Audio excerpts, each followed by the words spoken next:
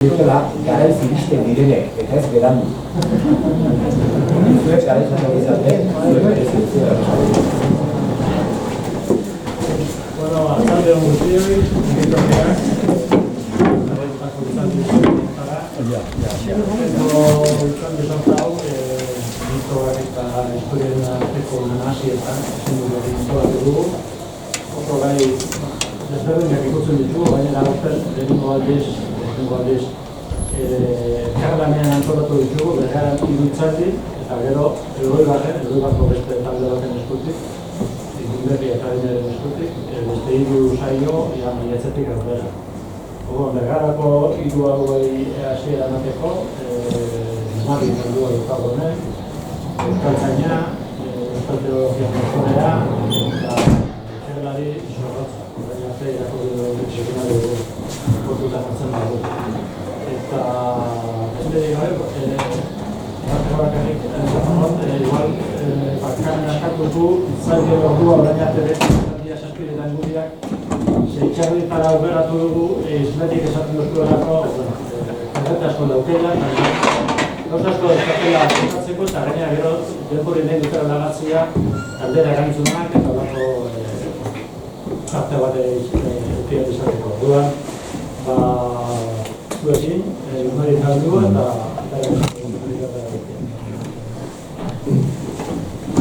Lanbroa kultura erateko biok, bergara txik aurra biok, aizki biok, lagunok, erritakaziok, arratsalde on dizuela. Lehenengo da behin, izkarrak mala irezkiek, Lanbroa kultura erateko kidei, biok baranderani, gaur, zuekin egoteko aukera maiatik. Eta gola ez, zuen guztioi, Udalerriko ostiral arratsalde honetan, gaur, arretotara gertu da.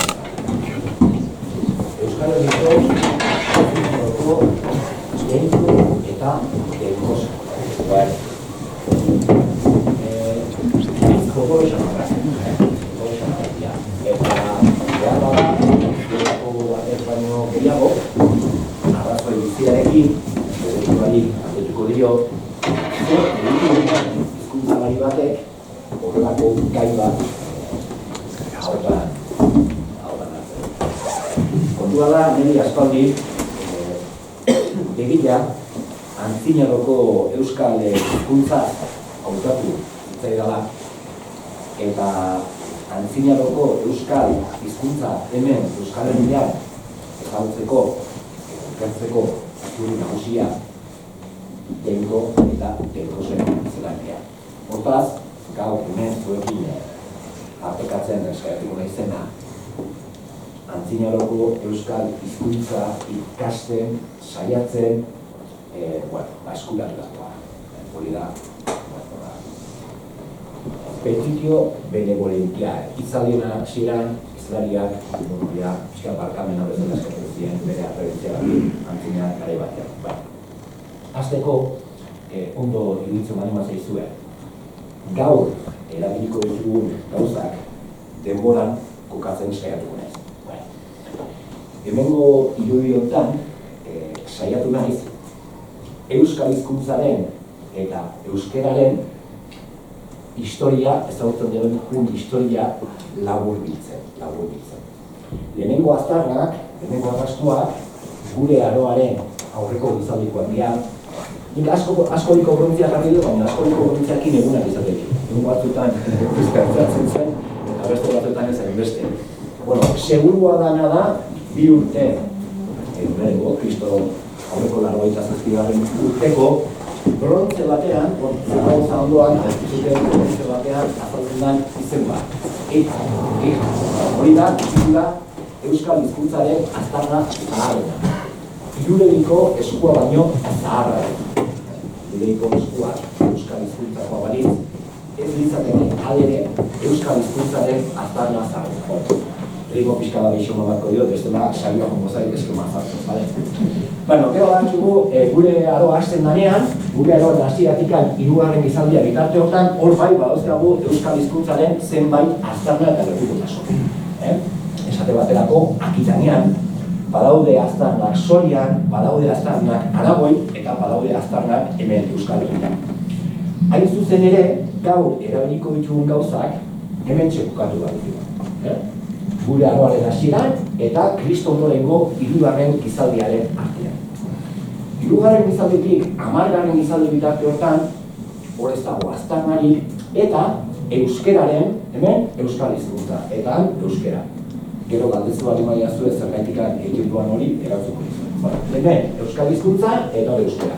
Hor, badakigu Burgosen, Beloradon, 1940 urtean, Lamiturri izeneko toki bat bazara. Hori da, dakigula, herriaroan euskeraren lehenbiziko agerraldietako bat, toki izen hori.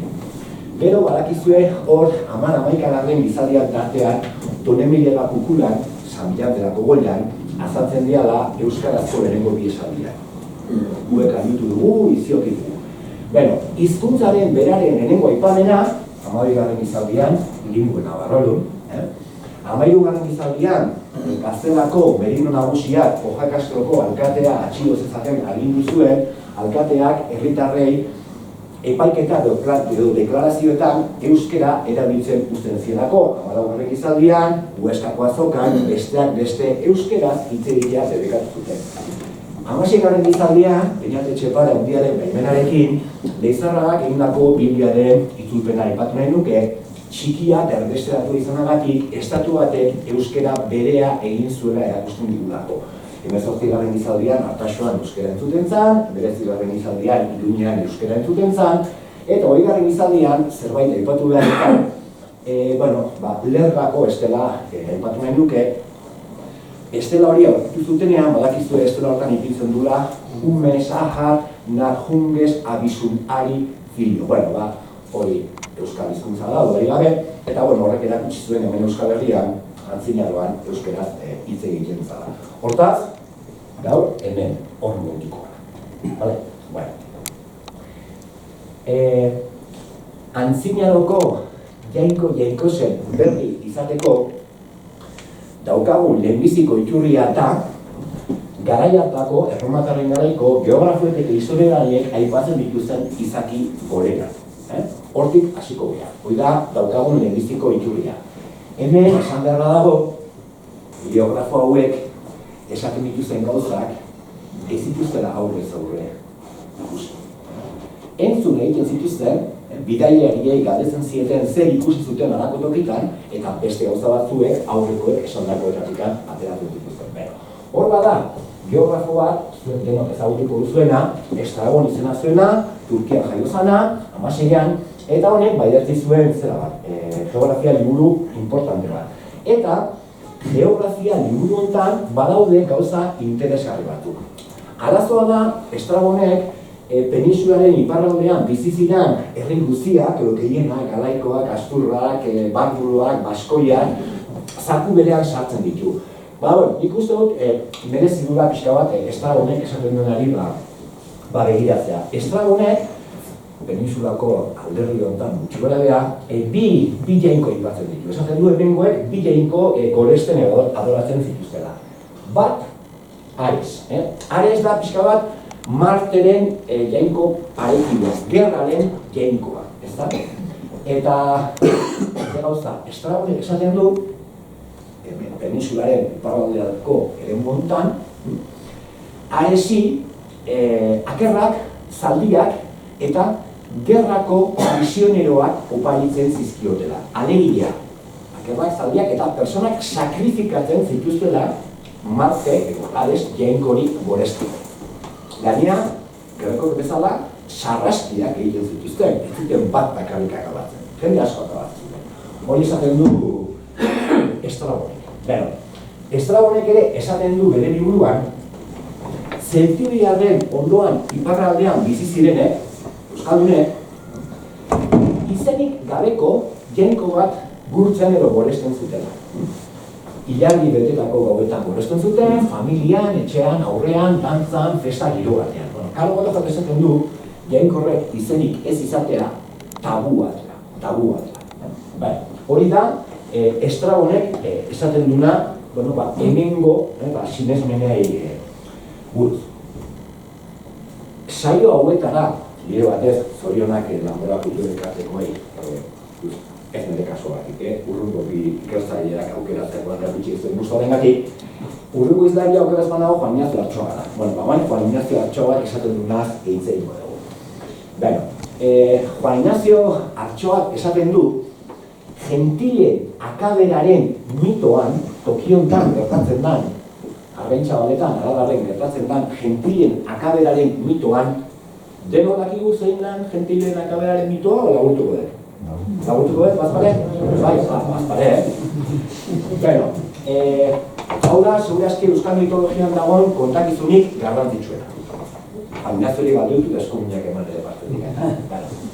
Juan Ignaziok, eta Barandiaranek, eta hau oso jasotako kondena bada, esaten du, gentilak, gizakion aurreko izakiak, Aralarren, hemen, Argentxa honetan zeudela, eta gentil bat, halako batean, konturatu zala edo hartu zala, zeruak, bazagola gauza bat, berak ezagutzen ez zuena. Batzuek lainoa, beste argia, beste batzuek elurrare bildu izan dut, eta gentil hori, erabat, harrituta ikusten zuen hori, ezagutzen ez zuenez, korrika joan omen zan, gainerako gentilen gana, eta garetu mentzien, bera, hau, ikusi eta agertu da zehote da, inork ezekien, kezkatu intzian, eta irizpide honarekin, hango zaharrengari galdetzea pentsatu zuten. Hango zaharren gara joan ziran, hain zegoen zahartua betazalak eta jetxitza zaukan, azkarra dut irikizizkioten, da hori ikusi bezain azkar, gizona erabat aztoratuta madarikazio batean aso bentzan, esaten.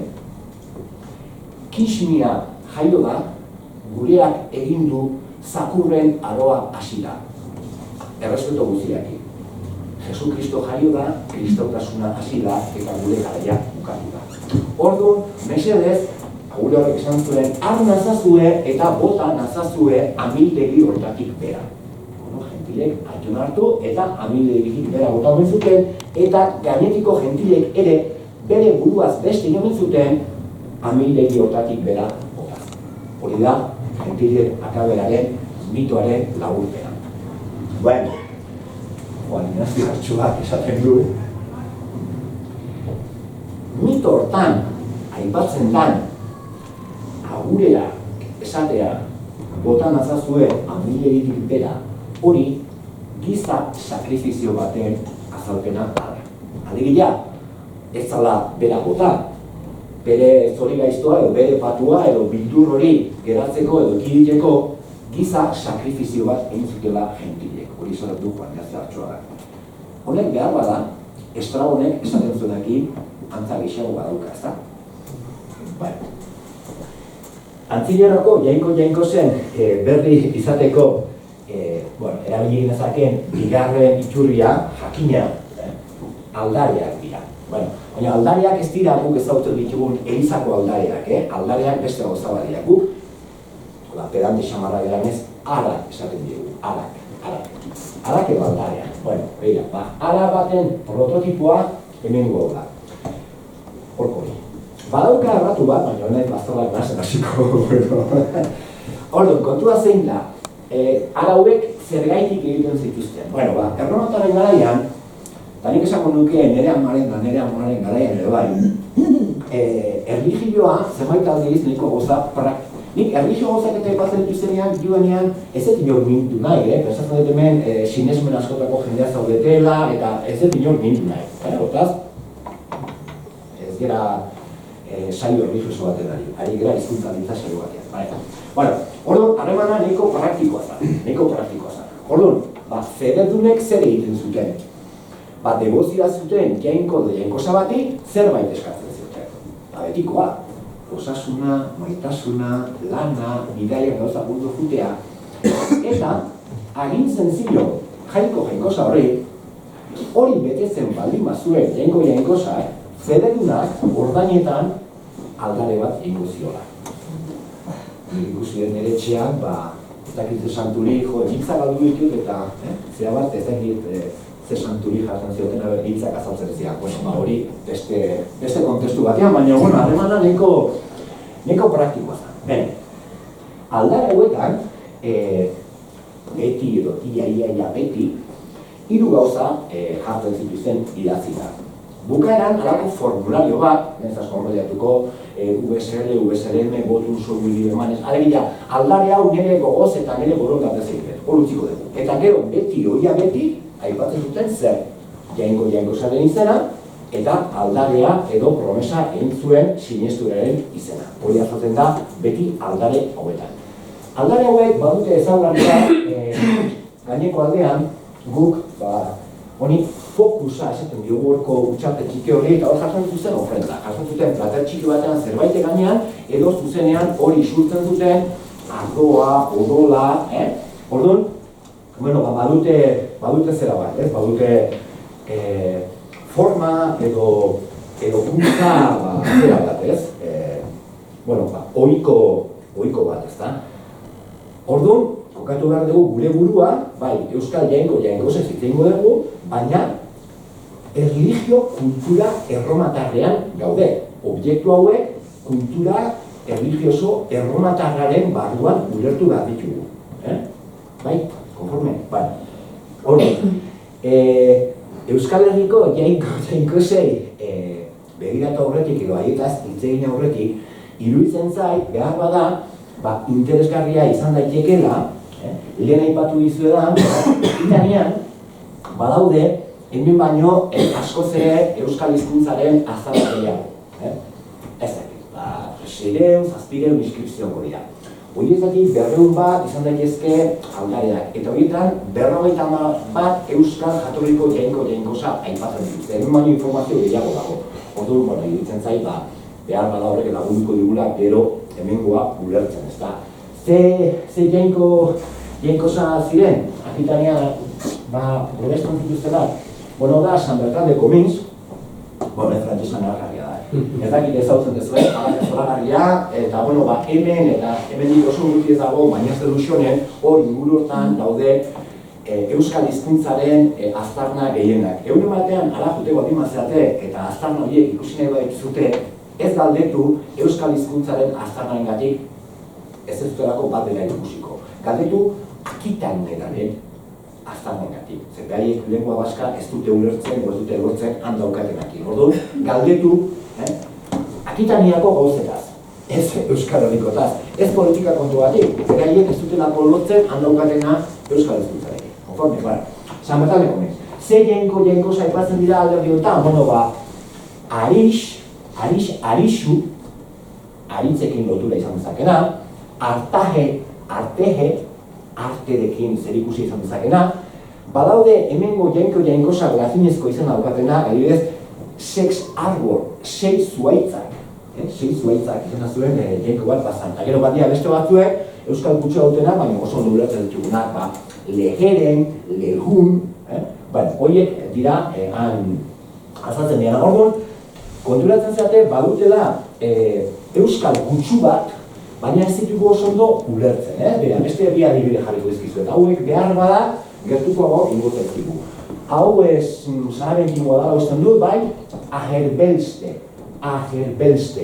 Hau batzuek akerbeltzekin dutzen dute, baina nik uste ez daukala akerbeltzekin zer ikusitik. Baina hemen interesatzen zaiguna da, besteak beste belste hori daukagula. Oiartzunen, Andrea Arreagan, Belteso izeneko persona baten hilarria aurkitu zuten. Orduan, belste interesgarria. Eta, hau behar bada bai, ez? Hor, baikorri horri bukaera kentzen mani badiogu, xo kentzen diogu uste geratzen zaigu. Baigorri. Ez dauka beigorrirekin zer ikusi.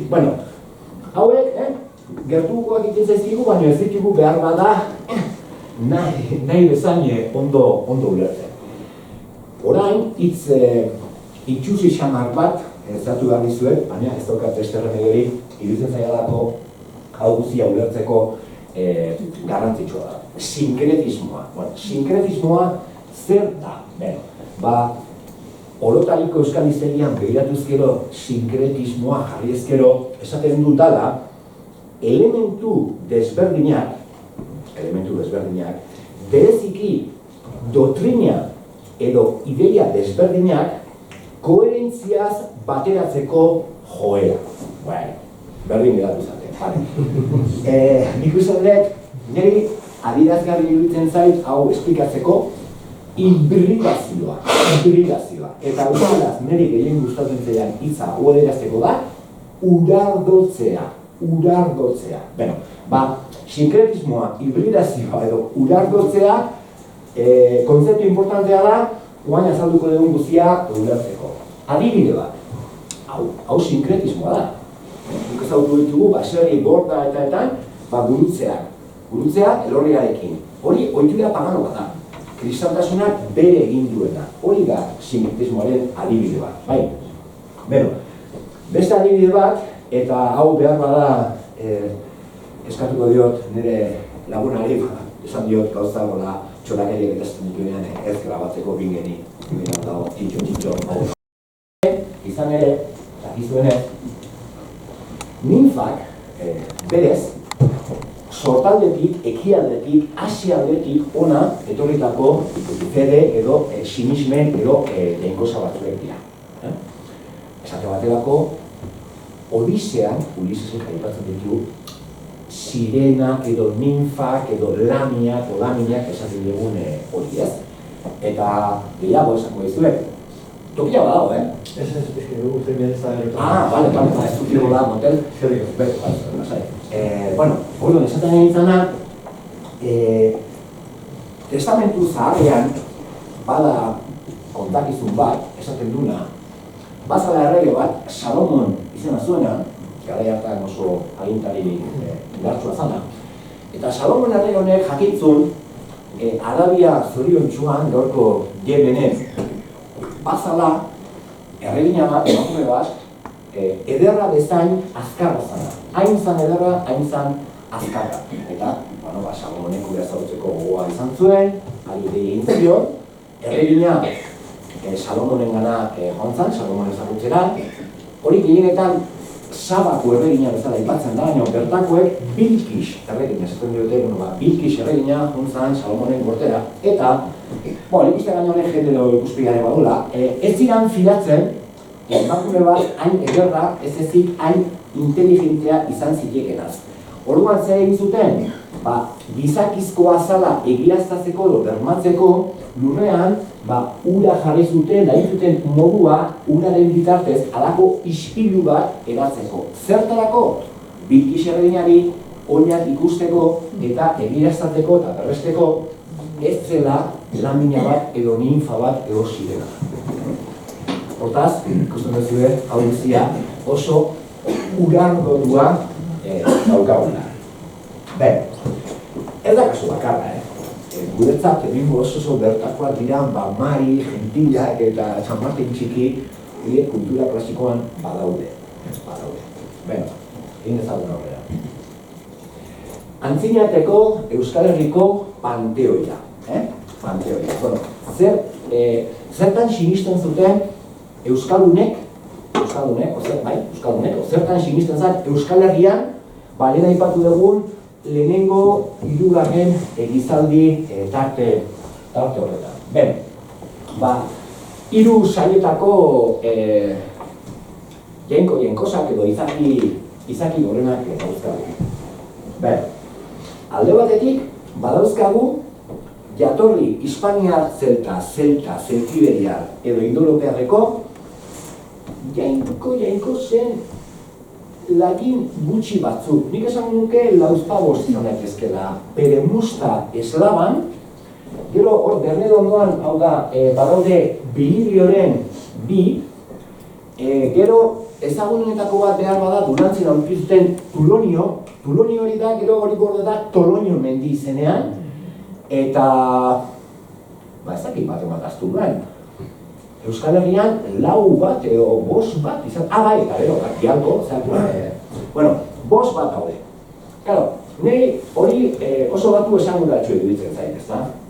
Ze, badakizue, badagoela jende bat, ikastaile batzuek, ikastaile senduak, saiatuak, langileak, aspaldi ganean, proposatzen dutenak, hemen Euskal Herrian, batez ere Euskal Herriko sartaldean, mendebaldean, Gipuzkoa, Araba, Bizkaian, erromatzaren garaian ez da euskeraz hitz egiten. Hemen, hizkuntza hispaniar zelta bat hitz egiten zara edo gailentzen zara. Bai? Alberto Santana, eta bar, ezta? Vasconización tardía, Euskal Telebista, bueno. Hori, bide bat ez esan da, teoria hori, gaur berri bezala saltzen diguen teoria hori, badakizue zeinek esan zuen lehenbiziko aldiz? Zanoiz? Zintzetako. Euskaldun batek, Arnet Oienarte, 16. izaldian, esan zuen hori lehenbiziko aldiz. Eta guri ez dugu saltzen teoria hori bezala. Bueno, kontua da, hemen Euskal Herriko mendebaldean, sartaldean, Erromatarren garaian, hizkuntza zeltibiak bat gainetzen zela defendatzen dutena, beren oinarritako erabiltzen dituzte pertsona izan. Hor, Durruma, Donemiliaga, Okariz, Kontrasta, Gaztiain, Aregila, Arabak eta Nafarroak musu ematen duten zerrenda horretan, hor badaude hainbat hilarri jatorri hispaniar zeltako pertsona izenak dauzkatenak. Bai, Segontius, Ambatus, Tritaus, Celtius, ez da? 70 maski. Eta, hortan oinarrituz, esaten dute, hilarrietan eta pertsona izenak hispaniar zeltakoa dira, horrek esan nahi du, hemen, hizkuntza hispaniar zelta bat eragiten dute. Baina horrek badu arazo txiki bat. Eta horren ezagutuko dizuet, pertsona izenak, guk antroponimia esaten dugun hori, modak baldintzatuta daude erabat. Erabat daude baldintzatuta modaren gatik. Bai, jainko zen izenak ez. Zer da moda?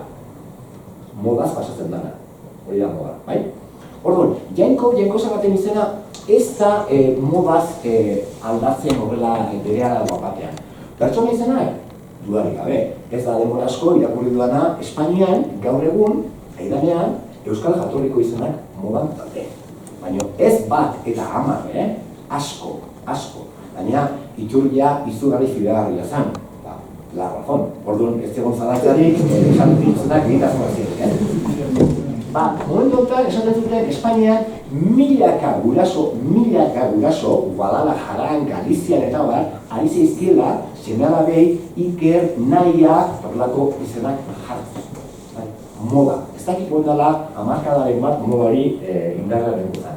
Beste bat, gertuagokoa. Ni, nire garaikoak, Luis Mari, Miguel Mari, Pedro Mari, Josebaren bat, Aitorren bat, hortxe ez?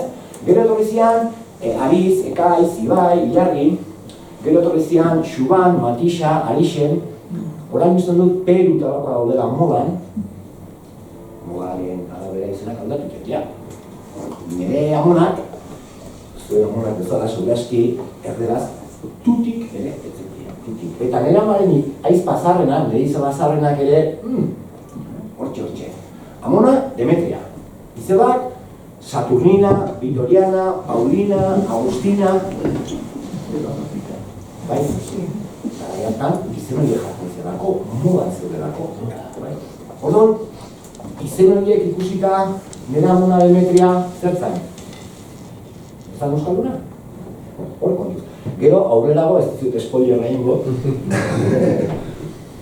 Jainko izenak modan daudela ere erakutsiko dizuet. Bueno, erroteak duten izela, kontua da, hor badago beste bat, azkenekoa, honeko historio politia dut, baina egon hau, Dialko, Valerius Tiro izena zuen, ikusten dut joku batek, esklabo batek, liberto batek, esan da, Dialko izena zuen, jainko Europar bati egin zion Arria. Arria gaur egun dago, Saidesen, Segobriako museoan, Kuenkan dago, baina badakigu arrasatekoak tala.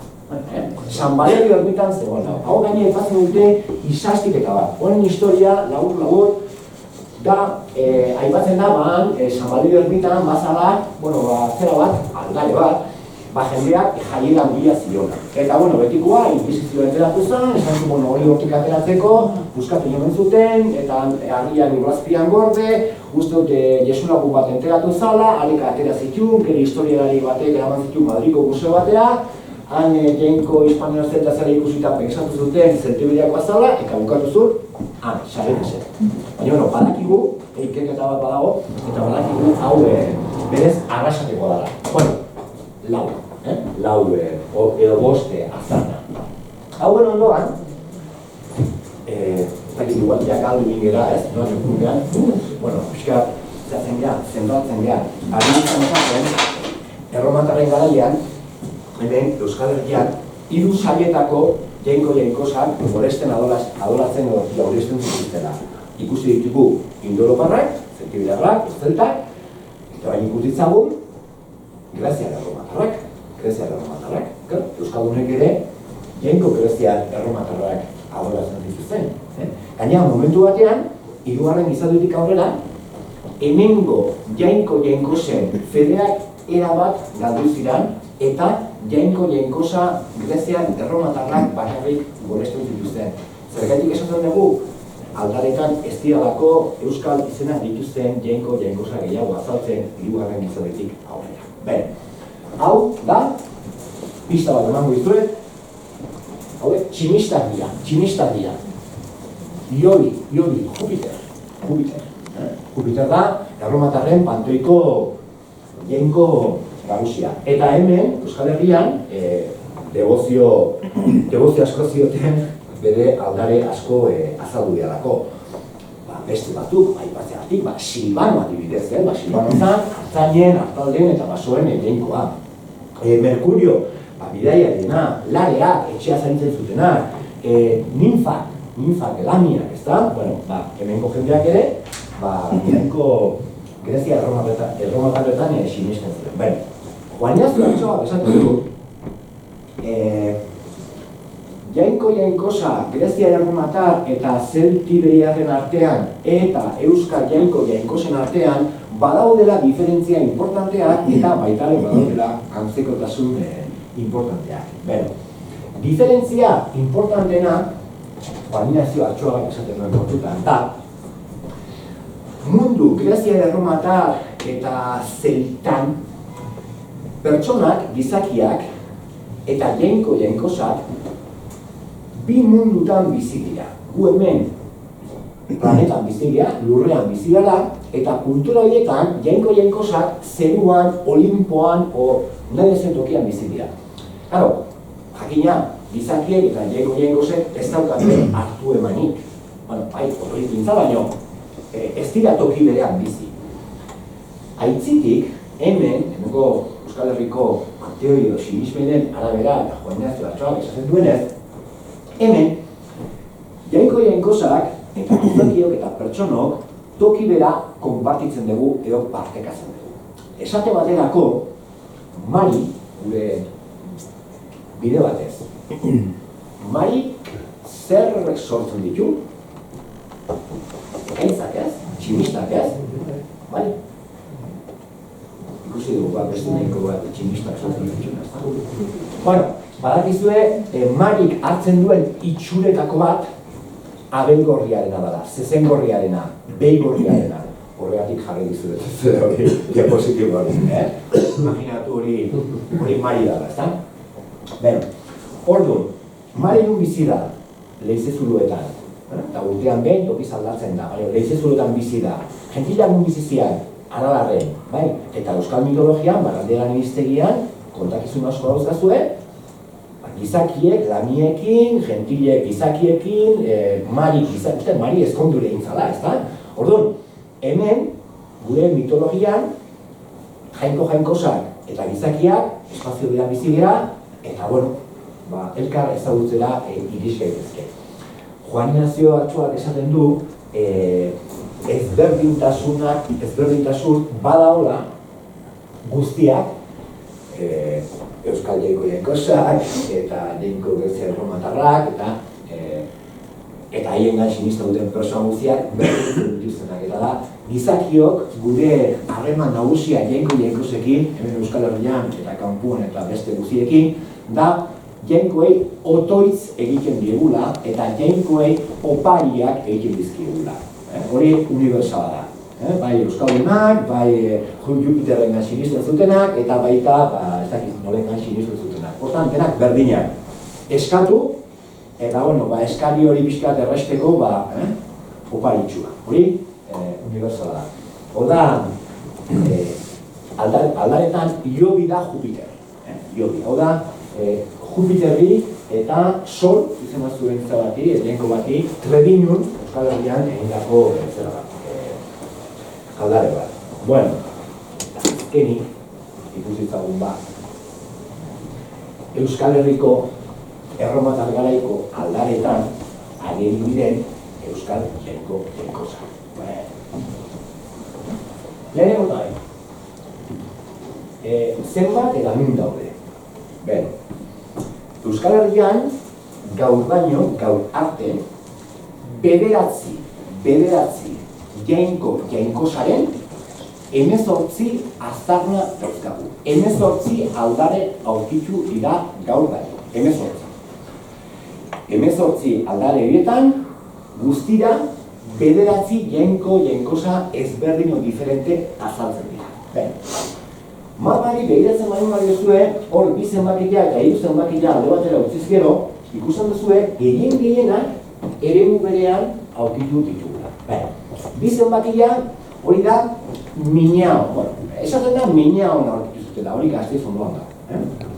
Miñao badago aldare bat, hirugarrena Zuberoan dago, Atarratze Soluzen, baina aldarean daukate turismo bulegoan. Zoragarria da, turismo bulegoan daukate. Berez, hango ermita baterik ekarritakoa, eta Madalen ermita badago erreplika bat. Baina, kontua da, hau Uxue da, hau Mendigoria da, hau Larunbe da, baina gehienak daude Iruñetik hegoaldera Arga ibaiaren arroan.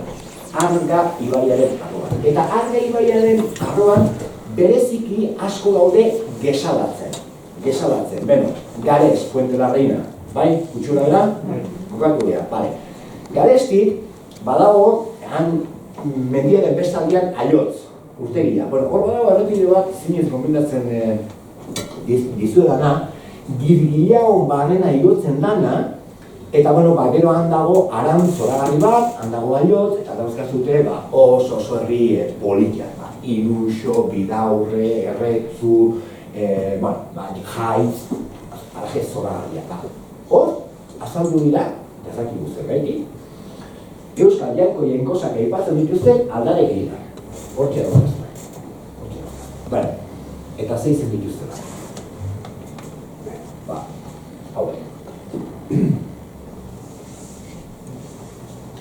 Horako roioa sartu digu tiponek hau erakiteko. Piskat goxatu dutua. Helatxe, hau Miñaokoa. Herauzkorritxe ez zain eskeman kabitu. Zuberuan da, bestela oso letatik agarian. Itxakurrine, hori zerdagoizkoen dago, Laraje, Urde, Losa, Zelaitxe, Errensa eta Lakubegi.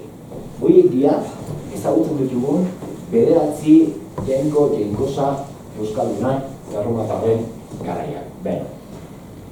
Pista bat iruzkiniko ezkezbera. Hau da, Atarratze Soluzen dagoen aldare zoragarri hori. Eta, Herauzkorritxe. Zotera hori. Nik uste dut hemen, Korri edo gorri bai ez? Enbeste bai ez? Bale. Eta erauz hori ni naiz Luxmari, Zaldua, Etxabe, Zabala, erauzki. Pixka bat. Gorri behintzat euskalduna izango da, bale?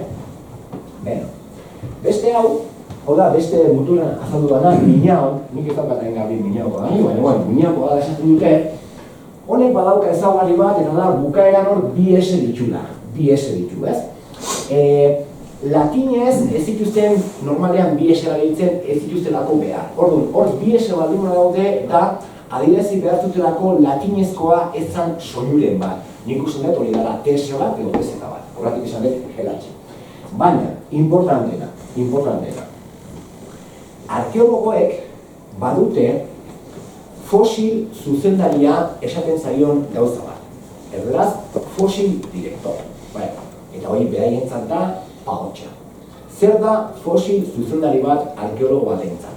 Bueno, arkeologoak horreitzen dira, induzketak egiten, sekulako pazientziakin, geruzak aldan egiten dute, ezta? Geruza zenbat azpiagon, orduan da zaharragoa, eta saiatzen dira, geruza horietan dauden gauzak denboran kokatzen. Eta halako batzuetan sorte izaten dute, igual aurkitzen dute, zeramika berezi bat. Atxate batera, gorromatarren garaikoa, terrasikilata. Oso berezia da, gorri kolorekoa, oso fina, eta bueno, zu, terrasikilata aurkitzen bani maezu geruza batean, badakizu hori erromatarren garaiko zerbaita da.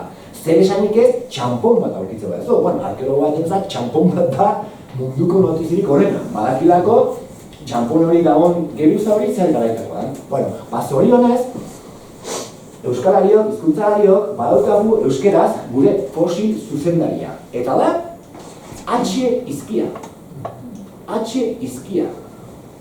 Mitxelenak, nik edun ezagutu, baina, bueno, esan duke, baztuela humore hola, akasan bat, edo mitxamar bat. Mitxelenak esan zuen berak ja urtean mordoska bat zeukala, eta, ez zula bat ere esperantzarik, ez zula bat ere itxaropenik, hemen Gipuzkoan, erromatarren garaiko euskal hizkuntzaren aztarnaren bat azaltzeko. Ez zeukala bat ere itxaropenik.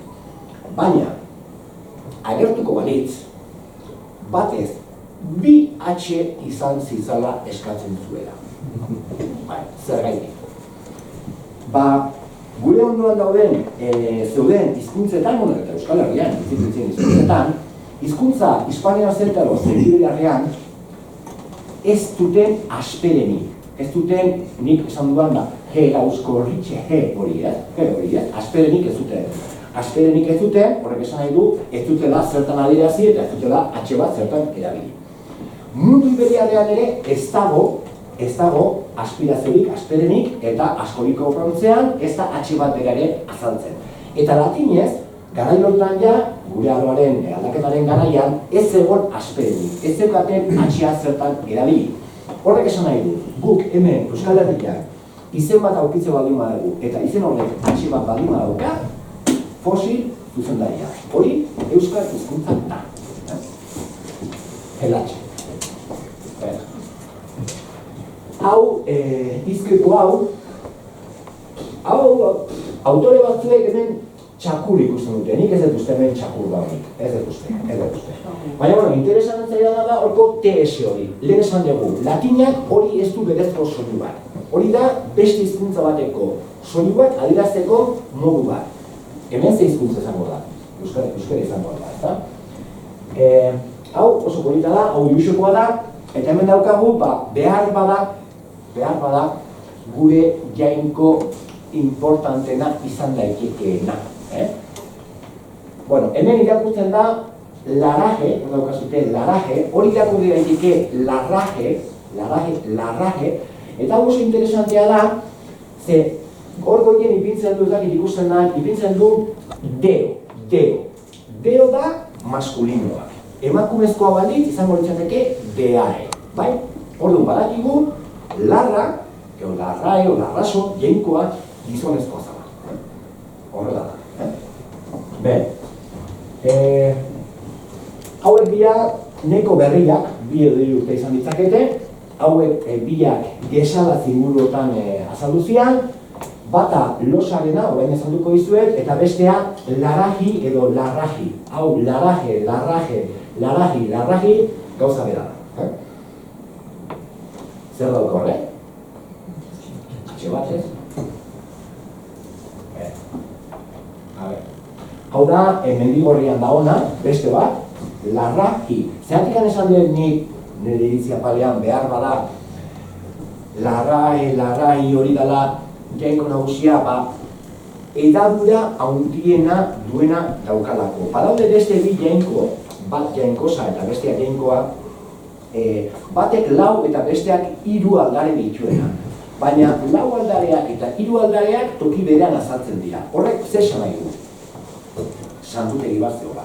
Bazeola toki bat, jainko hori bereziki goresteko aukeratua zeukatena. Orduan, losak bazeukan ezakigu nun santutegiren bat gesalatzen, eta horren ikusiko dugun zelaitxek ere bazeukan santutegi bat barbarinen.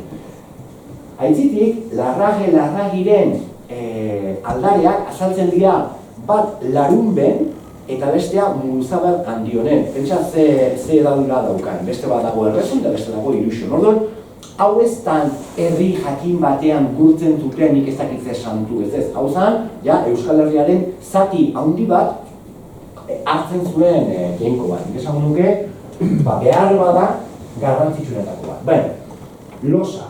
Honek lau aldare ditu, lauak esabatzen, hau da, losarena beste bat ez iraukin. Hor bazan, arginaritzen alderdi hartan beste aldare bat, argazkiak badaude. Eta aldare hortan ez du losa ipintzen. Ipintzen zuen isakin, losa ipintzen zuen. Mitxelenak hori ikusita esan zuen, behar bada isa bat badin badaukagu, eta barkatu pedante izatea, hor soinu afrikatu bat daukagu. Afrikatuak zeintzuk dira, TS-ak, TZ-ak, bai? Bueno, orduan, Mitxelenak isa bat zola esan zuen, ostras, hori igual ez da, berez losa, hori berez da lotxa. Bai, badakizue, gaur egun oraindik, Nafarroan, Euskal Herriko sortaldean, ekialdean, lotxa, guretzako berguentza dan hori, beraientzat da, beldurra, miedo. Karo, orduan, Mitxelenak lotura segitu nahi zuen. Erromatarrek, bazaukatelako jainko bat, Timor, beldurraren jainkoa. Mitxelena Dixit. Urde. Gardena, ez? Urde. Deno dakigu zer da, urde. Claro, galdera da. Eta urde jainko bat, moan ez aldiko edo. Hau oso interesantea da. Hau dago, usuen, bueno, gaur egun azaldu musuan dago, usuen azaldu zen aldare dotore bat, dotorea, bueno, hor ikusten zute badagoela beiki bat. Behi bat edo zezen bat izan daiteke. Bueno, horrek adierazten digu, jauresten, goresten edo adoratzen zuten jainkori ez zala, ez zuzen ez behia. Hain zuzen ere, hor adierazten zituzten jainkosa horri oparitzen edo sakrifikatzen zizkioten animaliak. Bai? Jainkosa hori balitz ezateke hor azalduko. Ez duketen hor jarritu hor, opariak adierazten zituzten. Vale. Hemen zer da interesantea, bueno, badala autoreak, eta autore serioak, esaten dutenak, Lakubegi ez dala Euskal Jatorriko izen bat. Hori izen iberiarra dala. Egituraren gatik, izen iberiarrek izen dituztelako, bisilabako bi osagai. Lakubegi. Eta gainera, laku, nahiko elementu ezaguna da, mundu iberiarrean. Badaude beste autore batzuk, hauek ere fenomenuzkoak, Patxi Salaberri adibidez, usuekoa danak, eta berak esan du, baina hemen oaindikan badaude lakumulatuta izan duten tokia, hau euskal hizkuntzako da.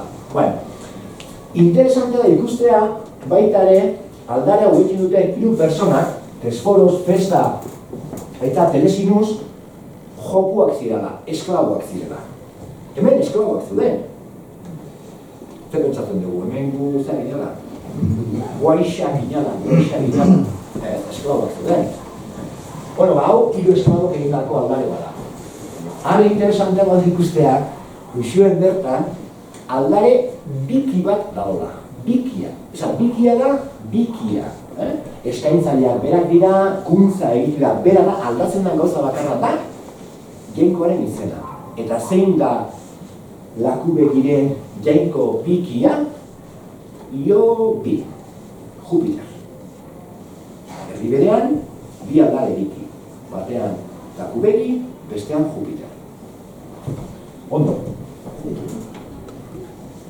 Zelaitze, hauek hirurak barbarinin azaldu ziren, interesantea bukaerako TS hori, eta badago jendea, pentsatzen duna, kontxo, hau, zelatxe hau, igual hau, zelairekin lotu egon daiteke. Ezinezkoa da, ikuspegi, hizkuntza ikuspegi batekin, honek, zelatxe honek, zelaitze ematekotan, ele horrek bikoitza behartzuke. Honek, zelatxek, antzinadoko zelatxe honek, euskeraz, xeratxe. Orduko eleak gaur egun erreak dira. Gaurko ele batek egoteko hor bi elektrion barrukete. Orduan, zaila honek zeleirekin zer ikusi izatea. Hau, zelatxeren beste bat, baina ese bat bakarrikan jarri zuten. Horrek zer ikusten dugu. Ez zeukatela zertan izen osoa idatzi. Eta zergaitik ez zeukaten izen osoa idatzi. Garbi zeholako ura zelaitxe goresten zen tokia zela. Hori zeholako zelaitxeren santutegi batean. defensa dotoreaskoa, hau Larragan aurkitu zuten, eta hau dago Bergintzanan, Las Heretas museoan dago, dotorea, hau komentatuko dugu. Zertik asko gustatzen egin izena. Eta hau, azken azaldu dena, Larunbe, Arantzaile Zientzia Elkarteko lagunek aurkitu dute, Larajeren azken aldarea, hau da, 18. Beno, eta esatera bai izuet, orain dala gutxi jakin dudala Iruñeko mutiko bati Larraje izena jarri diotela. Larraje izena jarri diotela.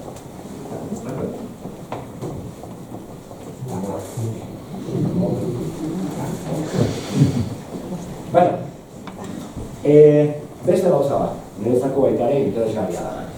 Hemen jarri izkizuet, 18 jainkoen 18 lekutasuna, 9 jainko dukar, jainkoa, bai? Hauek, jainkoa, ikusi berri dituguna. Vale, hor dauzkagu, fededunak, sinestunak, jainkoien aldareak intzizkiten pertsonak. Beno, bigarren erroko Valerius o Valeria, ez dakiguen gizona emakumea zen. Badan, behar bada euskera, hizkuntza, behar bada. Abizunzo, euskal hizkuntza, hori badaki, bale? Bueno, badan eta abizunzo kenduta, gainetiko guziak izen Greziak erromatarrak. Alegia, euskal jainko-jainkose aldareak egin zizkie fededun euskaldunek, Demetria, Saturnina, Vitoriana, Paulina bezala, izen Greziak erromatarrak zeuzkaten. Egin badia batzuk, IGR jarri dituela, hori da izen grekoa. Izen grekoa zutenak ziren jokuak, esklaboak edo libertuak, hori badakigu. Hauek, esklaboak ziren, hau segurazki liberto bat zan, eta hau ere segurazki liberto bat zan. Liberto bat da, garai baten esklabo izan dagoa, eta beno, eskatasuna lortu zuena, nolabait esplikatzea. Hortaz, euskal jainko-jainkosei aldareak intzizkieten euskaldunek, izen Greziak erromatarrak izan.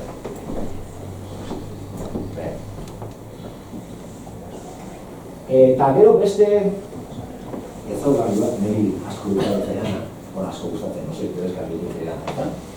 Hasiera-hasieran esan dizuet, hala edo lan hauetan, 3 gauza adierazten zituztela. Alde batetikan formulario bat, labur dura bitartez adierazten zuten zerbait, hemen daukazu. Oso antzekoa, VSLM-da gehiena. Botun solumi liren manez. Hau ni nire buruz da nire gogoz egin dut. Formulario bat, formulismo bat. Eta esan dizuet, beti aipatzen zutela, jainko-jainkosaren izena eta fededuraren izena. Bai. Akitanean, asko daude esan dugu, berreun bat daudela, ezta? Akitanean, euskal jainko-jainkosei oparitutako aldare gehienetan, aurrena jainkoa aipatzen da eta gero fededuna, bale? Jainkoa, aurrena, fededuna gero, bale.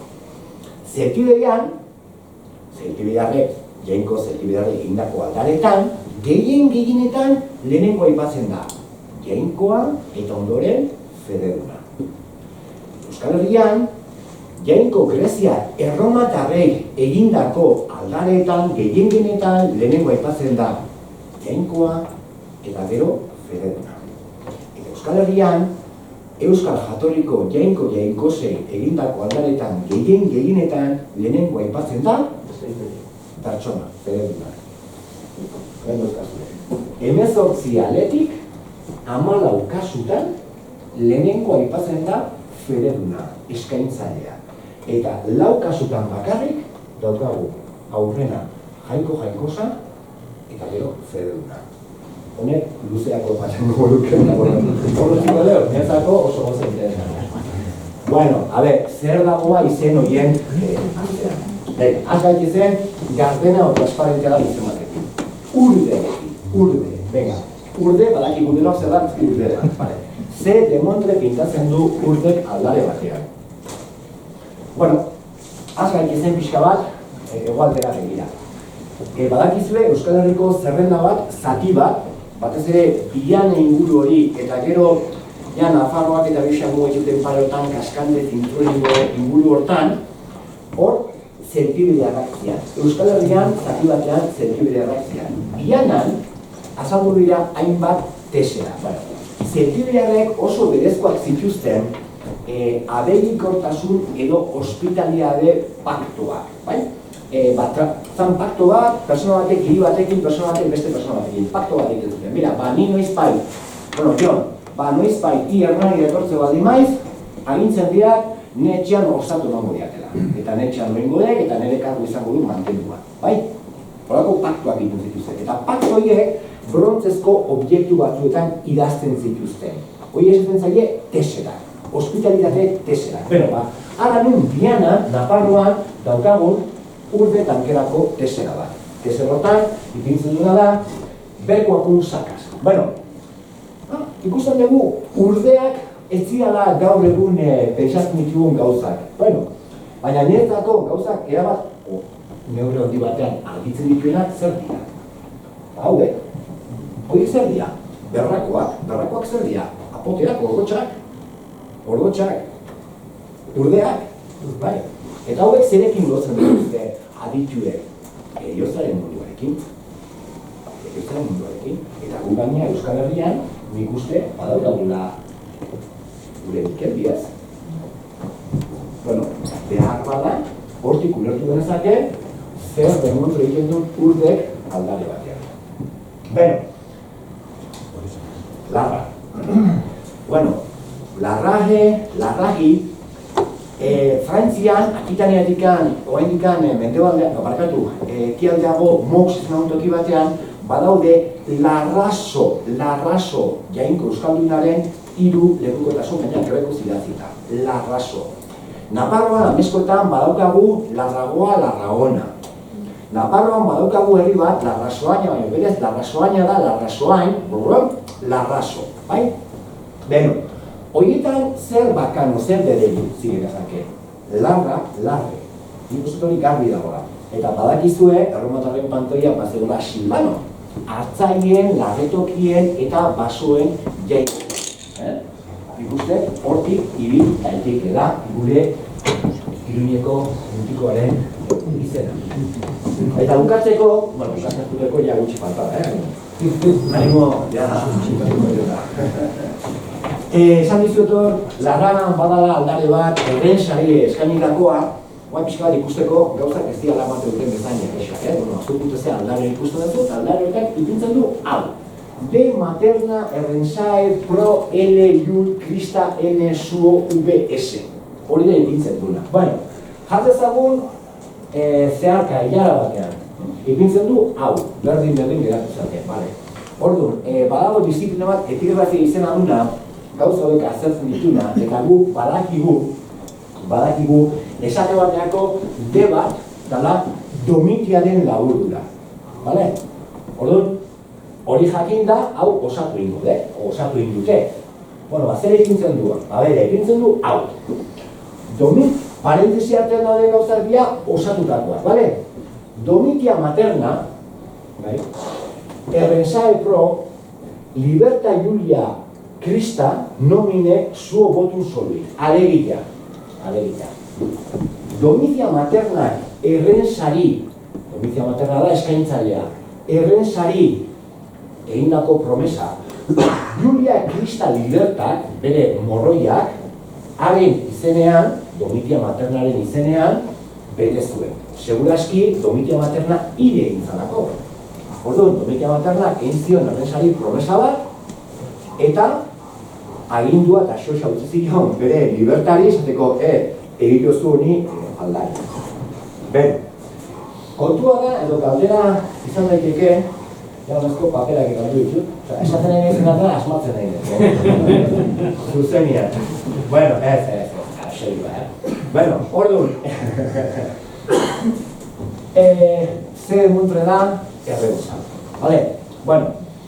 Kenduko diogu bukaera, sa atzizki hori kenduko diogu, eta zer ditzen zaigu, erren. Ez da erren. Hartu eta behiratu orotarikoan. Eta orotarikoan ipintzen du, erren dala, espina. Ondo. Eta espinak edo arantzak dituen Ze landare zuaiz da garrantzitsua Euskal Herrian? Elorria, bai?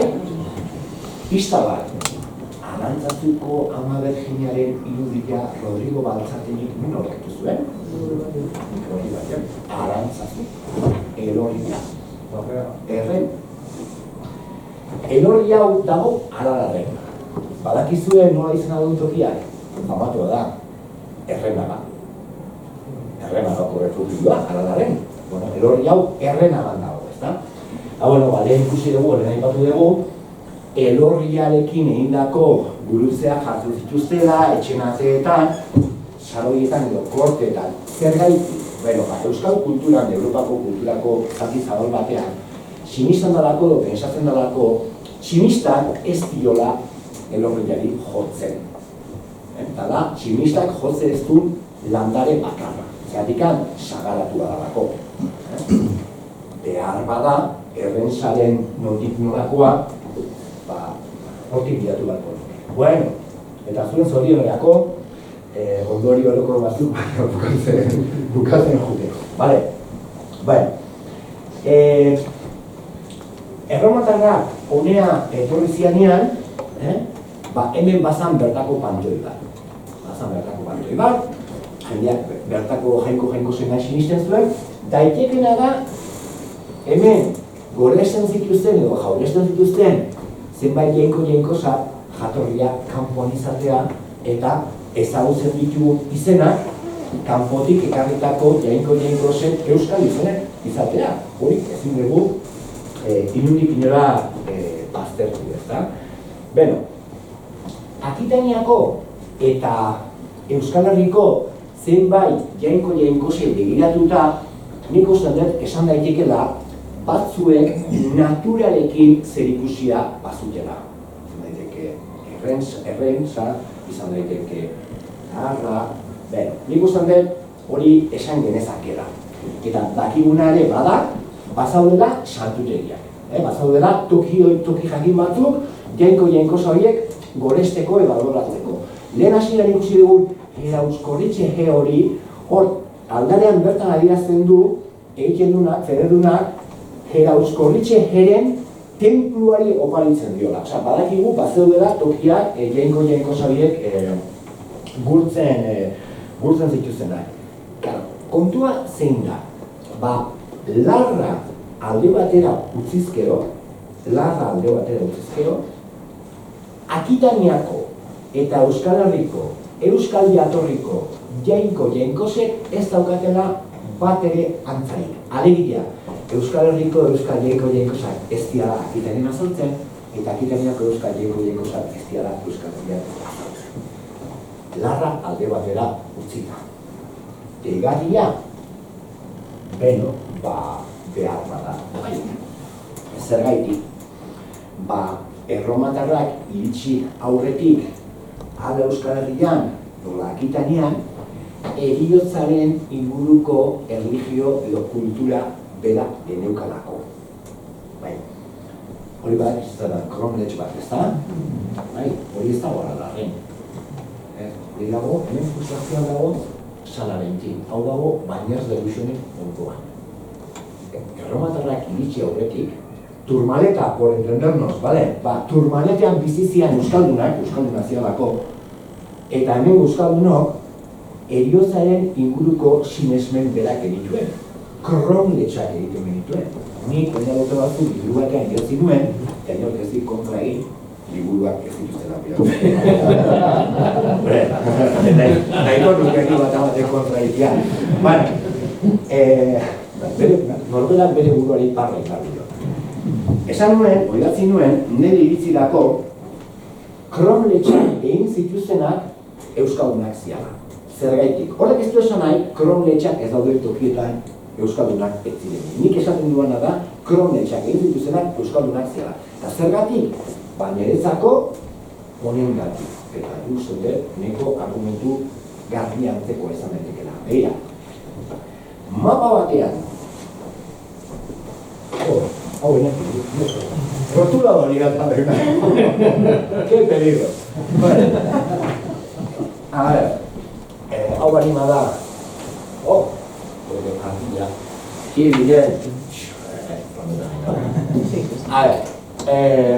Hau da kantau itxasua, ezta?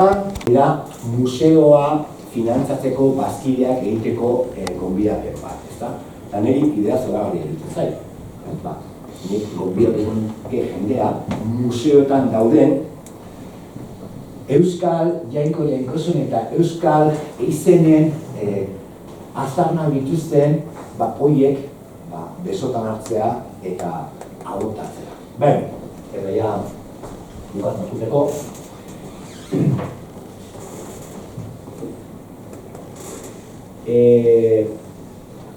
Esan dizuet, lehen, badala hitz bat niri asko gustatzen zaidala, ezta?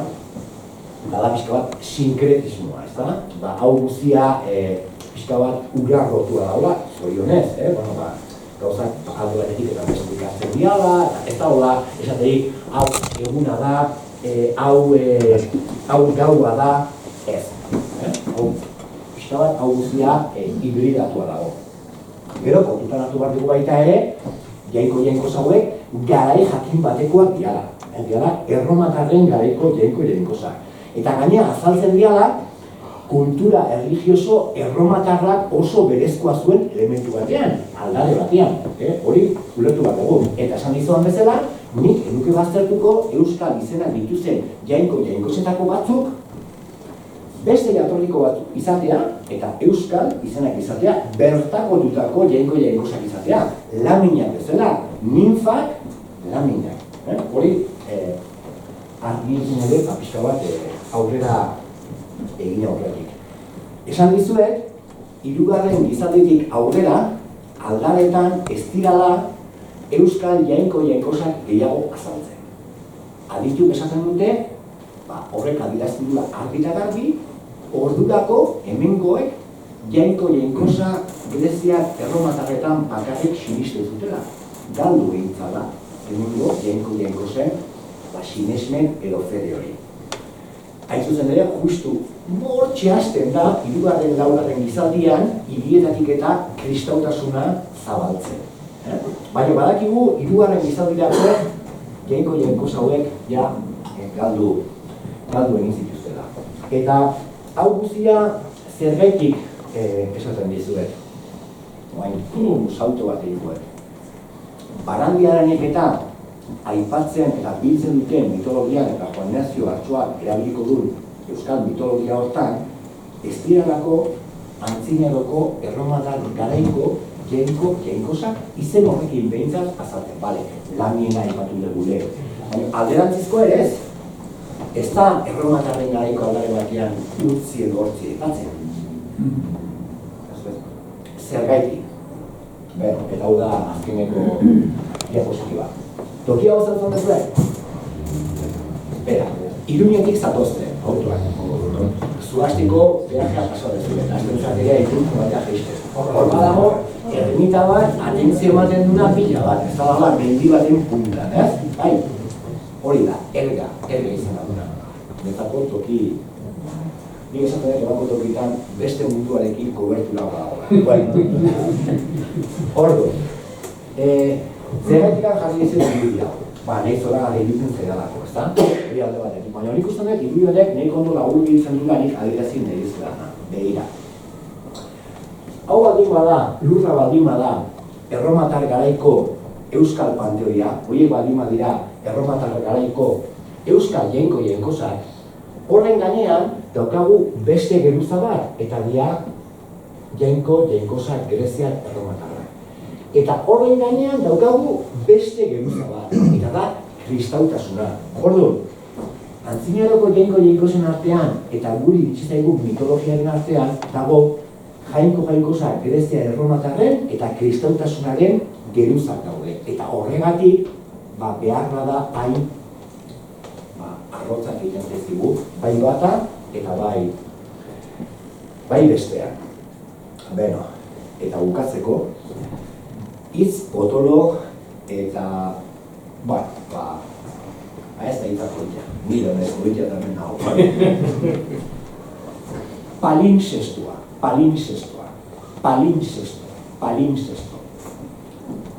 Nezako, behar bada da, hau guzia nahiko ondo biltzen duen ideia bat edo kontzeptu bat. Palinsestua. Bai. Bada novela bat, niri asko gustatzen zaidana, behar bada zuetako baten batuek irakurri duzuela, Arrosaren izena. Umberto Ecoren Arrosaren izena. Novela dotore askoa. Eta bada baita ere, Arrosaren izena pelikula, txantxak arlo dekizuna, ukerazpana. Nire gustorako, ez dira eztabaidan hasiko, pelikula bikaina. Vale. Gogoratzen zeate, pelikularen lehenengo kuadroan zipintzen du. Ipintzen du txantxak arlo dekizuna. Umberto Ecoren Arrosaren izena novelaren gainean egindako palinsestua. Berdin geratu zaten, bale. Zer da palinsestua? Herriaroan ez dukaten paperik. Ez da gaur egun bezala, funda papera. Ez dukaten paperik. Herriaroan pergaminoak. Pergaminoa eta papirua ez dira gauzaten, nik askotan nazten ditu edako espezializatik. Baina, zer da pergamino bat? Pergamino bat da, txal baten, bizkarreko larruarekin, idazteko, egindako, horri bat, larruzko horri bat, hori da pergamino bat. Claro, pergaminoak ez ezkatu nola nahi zituzten guztiak. Pergaminoak oso goza, baliotsua eta garestia izaten. Zegertatzen zaien monjei eta eskriba hori eta bukatu zitezkiela pergaminoak. Eta orduan, pergamino bat behar bani mazuten eta ezan saltzen zain gauza bat, zer egiten zuten. Zitegira juten zian, armari dirikut zuten, han zeon, eta bize pergamino zaharra teatzen zuen, horri bat kentzen zioten, pergamino hori pixka bat ezabatzen zuten, eta haren gainean berriro idazten zuten. Hori da palinsestua. Behin eta berriz gainean idazten zerbait. Ikusten dut, Euskal Herriko jainkosak ulertzeko palinsestuaren ideia behin eta berriro gainean idatzen den ideia hori behar bada lagungarria gertatuko zaizula. Zein da Arrosaren izena novelaren azkeneko zabia, eta hori izaneko azkenekoa.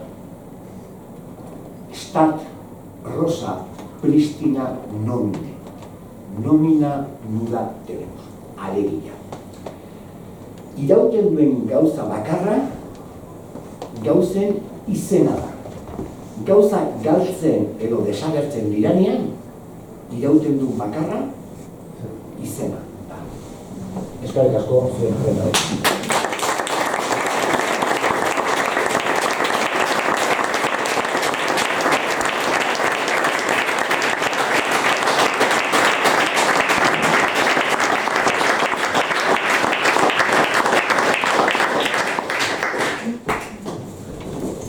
Galderarik edo balduko zuen, denbora pizkatuko gondeta.